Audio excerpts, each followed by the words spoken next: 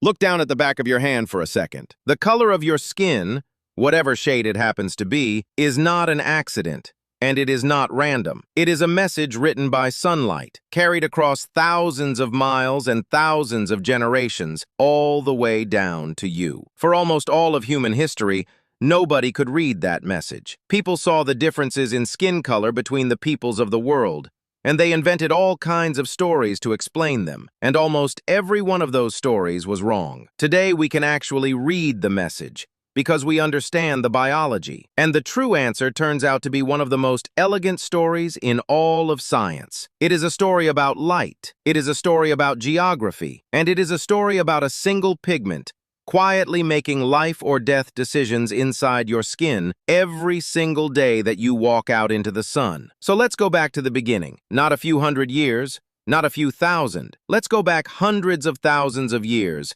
to Equatorial Africa, the cradle where our species first appeared. Picture the map. Picture a bright band wrapped around the middle of the Earth, the equator, and picture the sun sitting almost directly overhead. This is the key to everything that follows. Near the equator, the sun climbs high into the sky, and its rays come down steep and strong. That means intense sunlight, and packed inside that sunlight is something you cannot see but your body feels. Ultraviolet radiation, UV for short. This invisible part of sunlight is powerful enough to break molecules apart, and near the equator, it pours down in enormous quantities all year round. Now, here is a detail most people never think about. Our earliest ape ancestors were covered in hair, like a chimpanzee. Under all that fur, their actual skin was probably pale and pinkish. Fur is a decent sunshade, but as our ancestors moved out onto the hot, open savanna and became walkers and long-distance runners, hunting and gathering under a blazing sky, they needed to stay cool, and evolution's solution was sweat. To sweat efficiently across the whole body, we lost most of our fur. Imagine a little stick figure, once shaggy, now smooth and bare. We became the naked ape, and that was fantastic for cooling down, but it created a brand new problem. For the first time, large areas of bare human skin were exposed, directly to that relentless equatorial ultraviolet light. So what does all that UV actually do to bare skin? You already know one answer. It burns. It damages the DNA inside your skin cells, and over a lifetime, it can lead to skin cancer. That's real, and it matters. But here's the twist that scientists came to understand. Skin cancer usually strikes late in life, often after people have already had their children, and evolution, cold and mathematical as it is, mostly cares about what happens before and during your reproductive years. So skin cancer alone was probably not the biggest driving force. There was something else, something that hit reproduction directly. That something is a nutrient called folate. You might know it as folic acid or vitamin B9. Folate is absolutely essential for life. Your body needs it to build DNA, to divide cells, and above all, to grow a healthy embryo. Folate is so critical that today doctors tell pregnant women to take it because a shortage of folate in early pregnancy can cause devastating birth defects in a baby's developing spine and brain. It also matters for producing healthy sperm. Now, here is the crucial fact. Ultraviolet light, streaming through bare skin, destroys folate. It breaks the folate down in the blood vessels running just beneath the surface of your skin. So picture our bare-skinned ancestors under the equatorial sun. Too much UV, and their folate levels crash. And when folate crashes, babies don't develop properly, and fertility suffers. That is a life or death pressure, aimed straight at the heart of reproduction. Evolution could not ignore it, and this is where our hero enters the story. Melanin. Melanin is a pigment, a natural coloring, produced by special cells in your skin called melanocytes. And melanin is,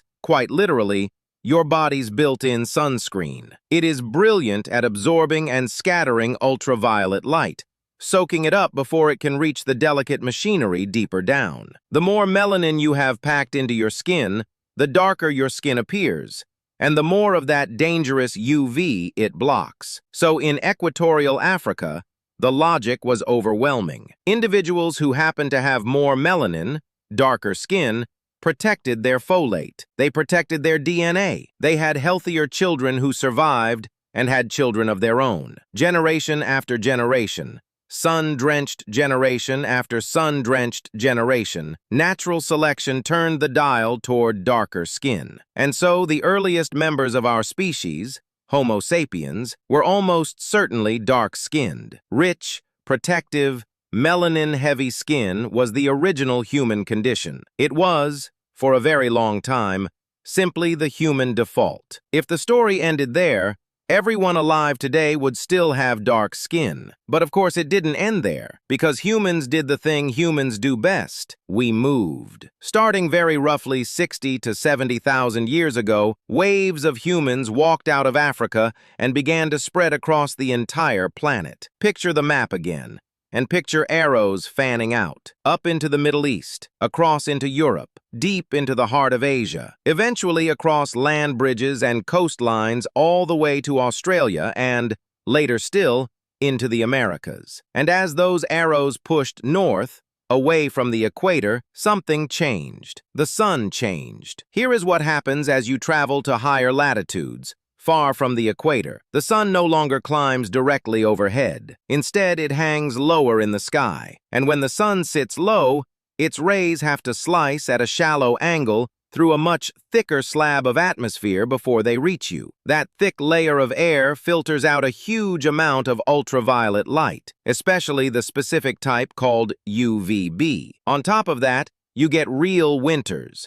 Long stretches of the year when the sun is weak and low, and the useful UVB almost disappears altogether. So a family that had spent countless generations under the fierce equatorial sun now found their descendants living somewhere pale and cool and often gray, where strong sunlight was a rare visitor. And that flipped the entire problem on its head. Because remember, ultraviolet light isn't only a threat. Your body also desperately needs a certain amount of it. Here's why. Your skin uses UVB, that same filtered-out type of ultraviolet, to manufacture vitamin D. And vitamin D is not optional. It is the key that lets your gut absorb calcium from your food. Without enough vitamin D, you can't absorb enough calcium, and without calcium, your bones cannot harden properly. In children, a severe shortage causes rickets, a disease that leaves bones soft and bent and deformed. And think about what that meant for our ancestors,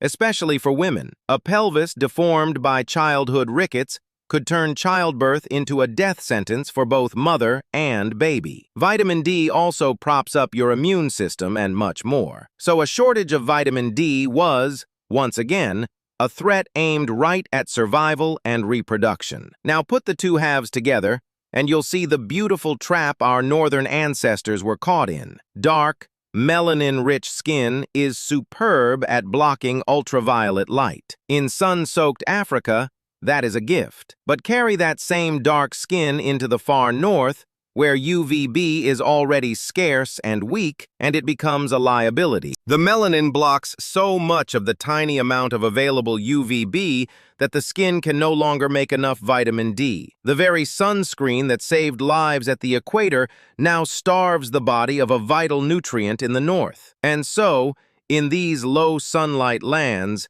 natural selection went into reverse. Now it favored the opposite. Individuals who happen to have less melanin, lighter skin, let more of that precious, scarce UVB slip through into their skin, and so they made enough vitamin D to keep their bones strong and their children healthy. Over many generations in the north, populations gradually became lighter-skinned. Not because lighter is better in any grand sense, only because, in a place with weak sunlight, lighter skin solved the vitamin D problem. So here is the heart of the whole story, the single idea to carry with you. Think of melanin as a dimmer switch for sunlight, and think of your skin color as a finely tuned compromise. Turn the melanin up, darker, and you protect your folate and your DNA from too much UV, which is exactly what you need near the equator. Turn the melanin down, lighter, and you let in enough UV to make your vitamin D, which is exactly what you need near the poles. Every human population, wherever their ancestors settled, had that dial quietly adjusted by the sun over thousands of years, until it struck the balance that fit their particular patch of the planet. And you can actually see this. This is my favorite part. If you take a map of the world from before the age of ships and mass migration, and you shade in the natural skin color of the peoples native to each region, and then you lay it over a map of ultraviolet strength across the globe, the two maps line up. They match. The darkest skin tones cluster in the high UV lands around the equator, in Africa, in South Asia, in Australia, and as your eye travels toward the poles, north or south, into the weaker sunlight, the skin tones grow gradually lighter, in a smooth gradient. Skin color across the human family is essentially a living map of sunlight. The scientist Nina Jablonski spent years documenting exactly this correlation, and it is stunningly clear. Your ancestral skin color is a record of where your ancestors stood in relation to the sun. Now, evolution being the tinkerer that it is, there are wonderful wrinkles in this story that make it even more convincing. Consider this. Lighter skin didn't evolve just once. It evolved independently, more than one time, in different parts of the world. The populations of Europe and the populations of East Asia both became lighter-skinned, but genetic evidence shows they did it partly through different genes, on separate journeys. Nature faced the same low sunlight problem in two different places, and invented two different solutions to it. When evolution solves the same puzzle twice in the same way, that's a powerful sign you've understood the puzzle correctly. And here's something that surprises almost everyone. A lot of this is shockingly recent. When scientists read the DNA of ancient skeletons, they found that some of the gene variants for lighter skin swept through European populations only within roughly the last 8,000 years or so, long after the last ice age, around the time farming was spreading. On the vast clock of human evolution, that's the blink of an eye. The pale skin we sometimes imagine as ancient and fixed is, in some cases, a fairly new arrival. Then there's the exception that proves the rule. And I love this one. Look at the Inuit peoples of the Arctic. They live about as far north as humans get, in a land of long, dark winters and feeble sunlight. By the logic we've just built, they should have very light skin, but they don't. Their skin is noticeably darker than you'd predict from their latitude alone. Does that break the theory? No. It confirms it. Because the traditional Inuit diet is built on fish and marine mammals, foods that happen to be extraordinarily rich in vitamin D. They were getting their vitamin D straight from their food, so there was never strong pressure for their skin to lighten in order to make it from sunlight. Change the diet, and you change the equation. The rule holds beautifully. There's even a subtle detail hidden in the sexes. In many populations, women tend to be, on average, just slightly lighter skinned than men. One likely reason ties straight back to our story. Pregnancy and breastfeeding place huge demands on a woman's body for calcium to build a baby's skeleton. And to absorb all that calcium,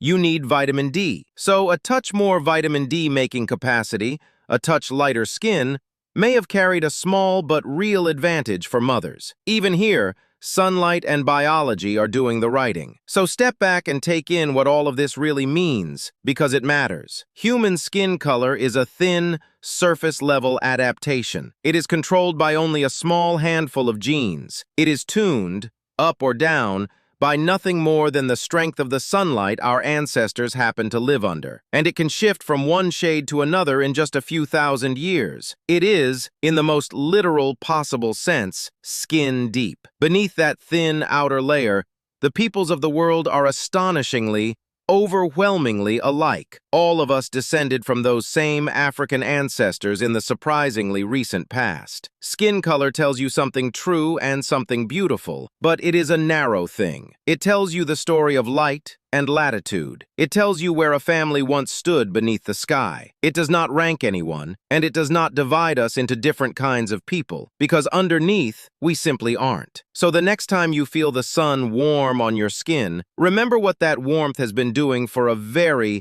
very long time. Every shade of human skin, from the deepest brown to the palest ivory, is a perfect answer to a single quiet question the sun has been asking our species since we first stood upright. How much of my light should I let in? Your ancestors answered that question with their lives, one generation at a time, in whatever corner of the world they called home. And the color you were born with is simply their answer, written on you in the language of sunlight.